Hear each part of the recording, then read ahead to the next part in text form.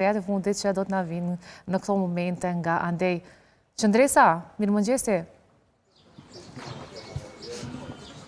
Mirëmëngjesi edhe për juve dhe gjithë shikuesit e Klan Kosovës. Ne po lajmërohemi këtu sërish nga Parlamenti i Kosovës në tentativën më të re për ta bërë kryeparlamentare Albulena Haxhiun ish ministrën e drejtësisë.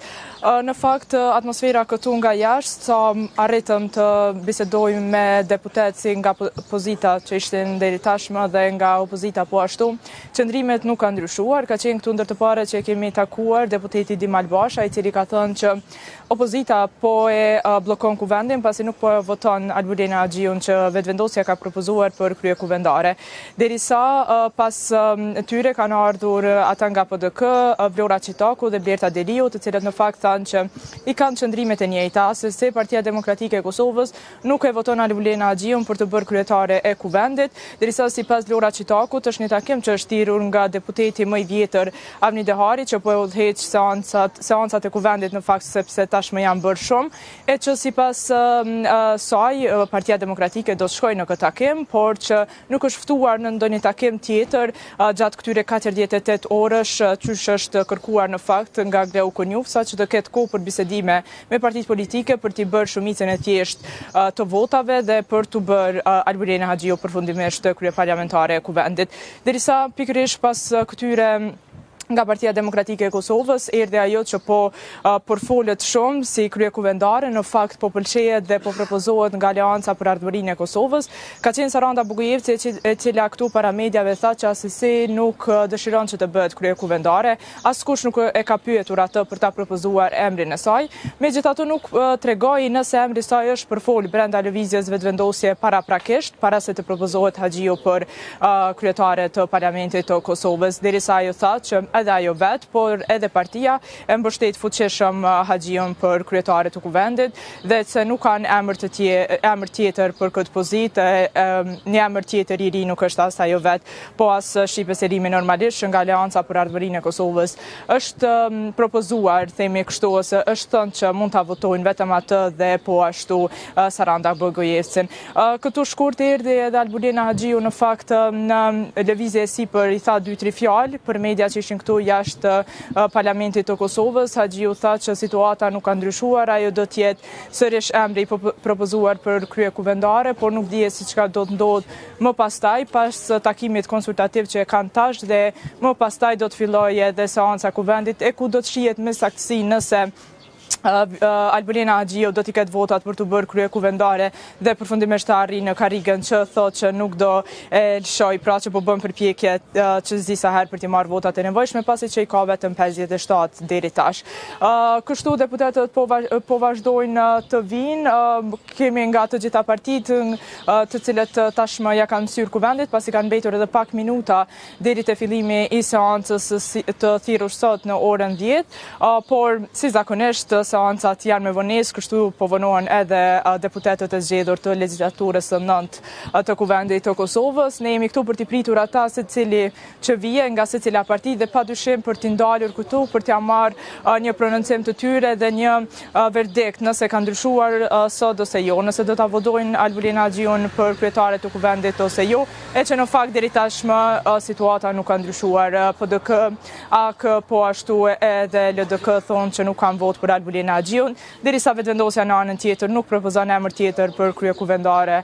të kuvendit përveç ish ministrën e drejtësisë Albulena Haxhiun. Ne po e kthejmë linjën tek ju në studio nëse nuk keni ndonjë pyetje tjetër dhe padyshim do t'i keni në transmetim direkt të gjithë deputetët që po vinë dhe ata që kanë gatishmëri për të prononcuar para mediave që janë goxha në numër këtu te kuvendi i Kosovës. Mirë, të faleminderit shumë Qëndresa, nuk kemi ndonjë pyetje, të mirëpresim përsëri të inkuadrosh drejt për së drejtës nëse kemi ndonjë intervistë me ndonjë prej deputetëve që do t'ja mësyejnë kësaj sale. Përndesim Qëndresa Tërshani dhe faleminderit edhe njerë për gjitha këto informacionet që i solle. Ne vazhdojmë bisedën në studion tonë miqdashur me të reja nga Showbizi dhe sot e kemi Lori Kumlerinën si dhe Artinën. Mirëmëngjesi. Mirë se ardhët në studio. Mirëmëngjesi, mirë se gjatë. Big Brother ka përfunduar, mirë po tash po vazhdon, ai Big Brother jashtë Big Brotherit, jashtë atyre mureve. Tash vazhdon e lufta për me mbajt akoma vetën në trend, ose me u fol për tjerëve, ose me mbajt atë famën edhe me kriju kushte për me mbajt koncerte, në këtë rast e kem Gjestin, që veç se ka paralajmëruar që me 25 prill do të promovoj do të performoj në një prej klubeve të natës në Tiranë, dhe ky do të jetë koncerti i parë i tina dhe po besohet që ka me qenë çështë për njerëzve. Pra, do Allah blak. sa ketë performancën e tij të parë në një prej klubeve apo jo në Tiranë. Nuk është që a diun e kam dëgjuar se do të performoj edhe në një ndeshje të Shqipërisë me Ajo ka ku është në Qershor. Po hala nuk është e sigurt, nuk është shumë e konfirmuar. Mirë po kjo këtu është e konfirmuar për shkak se e kemi në storyn e Gjestit, e kemi pa edhe në Instagramin e tij, me 25 prill do të jetë në një klub natës të Tiranës. Shpresoj që do t'je në zana i klubi natës. Edhe po besoj që tash veç kërkesa është shumë e madhe. E pritshme Blerina dhe Artina? Shumë e pritshme për shkak që Gjestin mend se s'kam pritë kur dele dhe për Big Brother VIP Kosova që me e zonë ashtu me data klubet e Kosovës edhe të Shqipërisë, po që tash edhe pas që ju shtuan edhe 3 muaj, durimi është shtu edhe më shumë edhe mend se s'kam pritë edhe fansat, edhe ata që kanë dëgjuar, po edhe ata që janë shtu audienca prej jashtë, po edhe për Shqipërisë që po besoj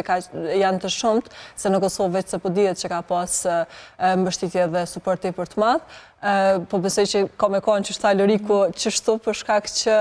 është koncerti ti i parë, po nuk do t'jetë vetëm i pari kështu, edhe të gjithë tjertë. Mundëm me thonë Lirish i pari ka qenë ajo befasia që e përgadit Big Brother në natën finale, kur a i del edhe shë një audiencë duke brohuritur të gjithë emrin e tij, duke i kënduar këngët e Gjestit, edhe Gjesti ma shumë në lodhë se sa tu këndu për shkak se nuk e ka ditë se sa fansa ka krijuar jashtë. Ndoshta edhe pjesa që nuk e ka ditë se sa fansa ka kriju jashtë, ka me motivu që me marë pjesë ma shumë në për koncerte, edhe ka me pas ma shumë, do me thonë, punë po e them kësi aspekti, vera po vjan dhe unë besoj që ai ka me imbush krejt koncertet, kështu,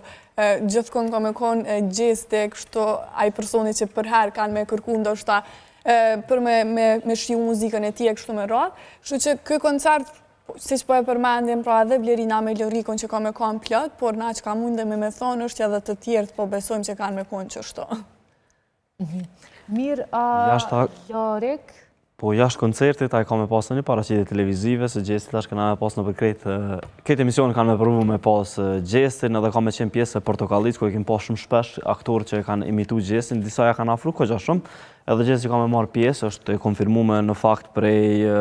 producentit të emisionit të Portokallit, ku do të jetë Gjesti të mërkurë nga ora 7 dhe të shkojnë në zyret e Top Channel në Portokallit, dhe